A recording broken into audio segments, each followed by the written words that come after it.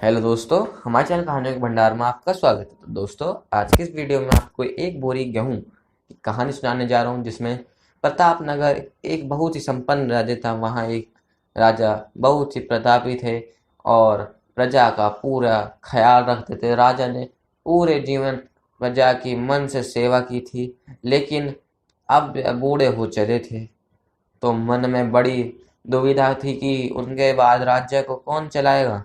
राजा साहब के तीन बेटे थे।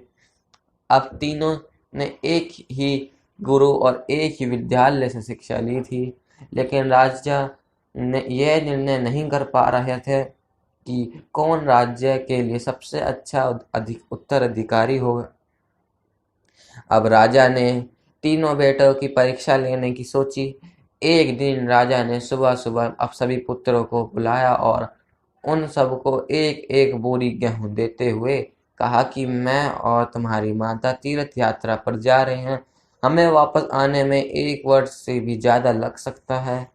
तुम तीनों तुम तीनों की यह जिम्मेदारी है कि अपने हिस्से के गेहूं को संभाल के रखना, और जब मैं वापस लौटूं तो तुम्हें तुमको यह गेहूं की बोरी वापस लौटानी है।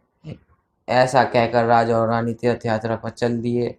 सबसे बड़े बेटे ने सोचा, यह गेहूं की बोरी पिताजी को वापस लौटानी है, तो इसे मैं तिजोरी में बंद कर देता हूँ। जब पिताजी आएंगे तो वापस दे दूंगा। यह सोचकर उसने गेहूं की बोरी तिजोरी में रखवा दी, ताकि एक दाना भी इधर उधर ना हो। दूसरे बेटे ने सोचा कि तिजोरी में तो गेहूं सड़ जाएंगे, मैं इन गेहूं को खेत में डलवा देता हूँ, जिससे गेहूं की अच्छी फसल होगी और पिताजी को एक बोरी की बजाय कई बोरियां गेहूं मिल जाएंगे। अब उसने ना गेहूं के लिए अच्छा खेत अब उसने ना ही गेहूं के लिए अच्छा खेत और ना ही अच्छी उपजाऊ जमीन देखी, और ना ही खेत की घास फूस को साफ कराया। बस ऐसा ही एक बंजर जमीन पर गेहूं डलवा दिए, और उनकी देखभाल कभी उनकी देखभाल नहीं की। उसने उसे लगा कि अब अपने आप सब फसल आ जाएगी। तीसरा बेटा ज्यादा समझदार था। उसने अपने मित्र के साथ मिलकर एक अच्छा खेत ढूंढा जो बहुत उपजाऊ था। फिर उसकी मिट्टी बदलवाई, वहां घास फूस की सफाई करवाई, और फिर विधि अनुसार गेहूं के दाने खेत में बो दिए। पूरी लगन और मेहनत से खेत की हिफाजत की, समय पर खाद पानी सब कुछ दिया। साल भर बाद पहली फसल आई। उसने फिर से उसे बोया, फिर और अनाया, फिर दोबारा बोया, फिर और ज्यादा अनाया।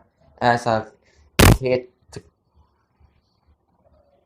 खेत खिलाना लहराने मतलब खेत में फसल लहराने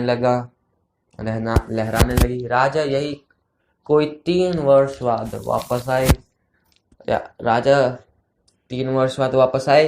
तीनों पुत्र को देखकर बड़े प्रसन्नता हुई। साथ ही मन में इच्छा थी यह जानने की बेटों ने गेहूं के साथ किया क्या।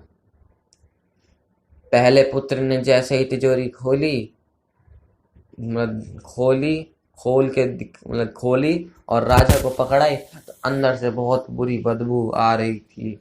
सब कुछ सड़ रखा था हो मतलब सड़ चुका मतलब सड़क सड़कर राख हो चुका था। पिता ने कहा, यह अन्न है जिससे हम सबका जीवन चलता है, और तुम इसकी देखभाल नहीं कर पाए, तुम क्या राज्य संभालोगे। अब दूसरे बेटा पिता को उस जगह पर ले गया जहां उसने गेहूं को डलवाया था। वहां जाकर देखा तो जंगल था, बड़ी बड़ी घास फूस खड़ी थी, गेहूं का तो नामो निशान ही नहीं था। राजा बहुत नाराज हुआ और उससे भी राजा राज्य का उत्तराधिकारी बनने से मना कर दिया। अब तीसरे पुत्र पिता को अपने खेत पर ले गया। वहां वहां दूर से ही एक अलग खुशबू आ रही थी। गेहूं की फसल लहर रही थी, चारों तरफ हरियाली और जीवन था। और इस खेत से 50 बोरी से भी ज्यादा गेहूं उत्पन्न हो चुका था और आज भी खेत में फिर से फसल खड़ी है थी। राजा का मन देखकर बहुत प्रसन्न हुआ और राजा ने तीसरे बेटे को अपना राज्य का उत्तराधिकारी बनाने का निर्णय लिया। दोस्तों, उस राजा की तरह भगवान ने भी हमें कुछ गेहूं संभाल के रखने के को दिए हैं। वो गेहूं है हमारा जीवन, जिसे हम बोल बेकार के कामों में नष्ट कर देते हैं। ईश्वर ने जीवन दिया कि दुनिया का विकास करना, अपने ज्ञान को बढ़ाना और उसे बांटना। लेकिन हम अज्ञानी लोग इस जीवन को सड़ा देते हैं और अंत समय जब ईश्वर पूछता है कि जीवन में क्या किया, तब जवाब होता है शून्य। कुछ नहीं होता है जवाब हमारे पास। अपने मन की जमीन को साफ करिए, उसमें जो घास फूस है वो हटाइए। मन में जो ईर्ष्या, गुस्सा और व्यसनों को हटाइए और अच्छाई के बीज बोइए। फिर ईश्वर आपसे बेहद खुश होंगे। धन्यवाद दोस्तों। अगर आपको हमारी ये कहानी अच्छी लगी हो तो प्लीज़ हमारे चैनल को लाइक करें, सब्सक्राइब करें और शेयर करें। राधे राधे।